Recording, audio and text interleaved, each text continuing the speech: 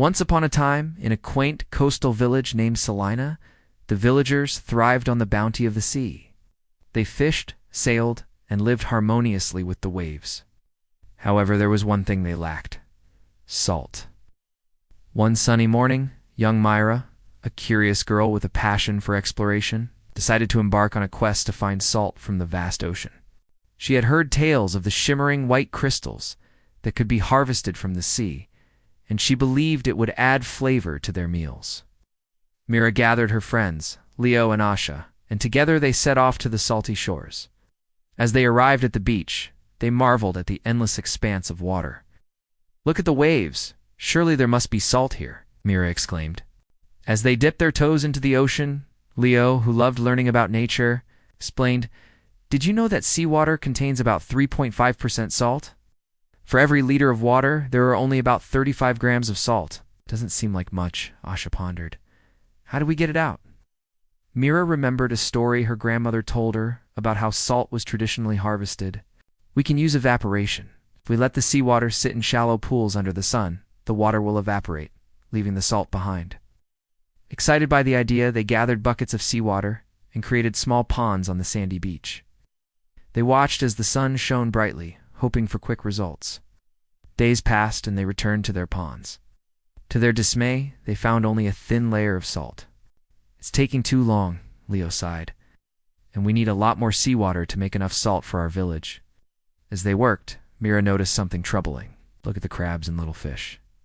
Our ponds are drying up their homes. We need to be careful," Asha added, "and think about the land we're using. If we take too much seawater, it could harm the coastal ecosystem." Myra realized that their quest for salt was more complicated than they had anticipated. They needed to consider not just the process but also the impact on the environment. Feeling defeated, the trio decided to seek advice from the village elder, Grandma Lila.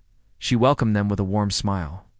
"Ah, my dear children, I see you're trying to harvest salt from the sea. It's a noble quest, but it requires wisdom," Grandma Lila explained. "While it's possible to extract salt, the process can be inefficient and costly. It takes time for the sun to evaporate enough water, and we must ensure we're not harming our marine friends." She continued, "In our village, we often trade with nearby salt mines, where the salt is purer and easier to obtain. Plus, they have the equipment to do it efficiently." Myra, Leo, and Asha listened intently, realizing that knowledge was just as valuable as the salt they sought.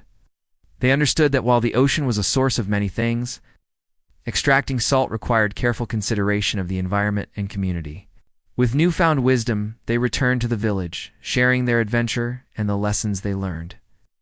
The villagers decided to support local salt producers instead of trying to extract it directly from the sea.